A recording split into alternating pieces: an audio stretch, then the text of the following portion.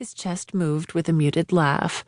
"This time next year, if you decide you've had enough of dorm life, I'll drag you to the nearest church the minute after I get a ring on your finger." An unrestrained smile crossed my face. "Promise? I've been dreaming about marrying you for as long as I can remember. Hell yeah, that's a promise." 1. Hunter. "Jesus, Case, look at you," I said proudly as I gave my younger brother a little shove. "You show back up in Amber, and 6 months later you've got your girl, and now you're getting a ranch." He ducked his head, a soft smile tugging at his mouth. "Can't believe it." "I can." He cast me a sideways look, the one he sometimes wore like he didn't think he was worthy of whatever he had, worthy of praise. But it quickly faded as his excitement took over again. "You think Emberly will want it?" "Case." A short laugh left me. "You know she will." A smile was his only reply, but it quickly fell as he pointed at me. "You keep switching the subject, but I'm not letting this go. I want to know who she is." Amusement poured from me as I fought a smile of my own. "Already told you, it was a chicken." He gave me a dull, disbelieving look. "Man, I've been scratched by chickens before. There's no way in hell you're gonna get me to believe that?"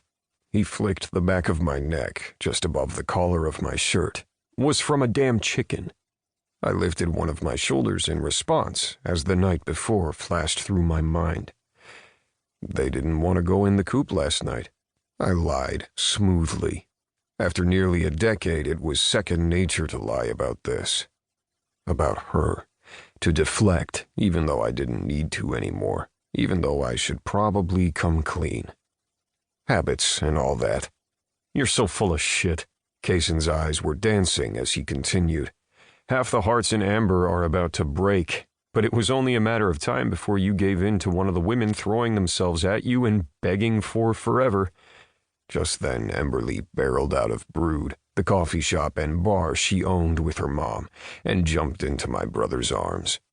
I hadn't even realized we'd made it there yet. Kaysen had asked me to meet him at his and Emberly's condo, just a few blocks from Main Street and Brewed, so he could tell me about his meeting with Mrs. Lang, about how she and her late husband had wanted him to have their ranch, how she already had the paperwork drawn up to sign it over since she was moving out of state.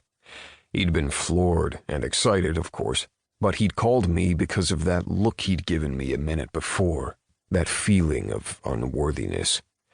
"I didn't do anything to deserve this. I didn't work for this," he'd told me as we started the walk to Brewed. We'd grown up on a ranch. My dad had owned a peach orchard and business that were now mine. We knew about working hard for what you had. But Kaysen had worked harder than anyone I knew to get where he was in life. He still worked so damn hard, receiving a gift from people who adored him and had been thankful for his presence in their lives didn't change that. But right about the time I'd told him that was when he'd seen the scratch marks my shirt couldn't hide. All thoughts about the ranch had drifted away as he'd started interrogating me on who had put them there, all with that excited taunting that was just so Kaysen. I rubbed the back of my neck as images from the night before played in my mind again. My blood pounded and the corner of my mouth ticked up in a smirk I fought to suppress as Kaysen and Emberly spoke excitedly about his news just feet away. Right, that. Kaysen's news. I needed to be present for that conversation. "We will need more room soon," Kaysen's girlfriend said, her tone teasing as she pretended to consider whether or not they should take the ranch. But I never heard his response. As soon as I'd started looking their way, my gaze had caught on the woman a few stores down, staring at us, at me, stunning me so goddamn bad that I staggered a few steps to the side.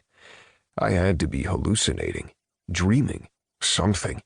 There was no way in hell she was real, that she was there. I pulled my baseball cap off my head, as if that might help clear my vision, and let my hand fall to my side when the image in front of me didn't change. She was still there. Madison Black. My youth was made up of family.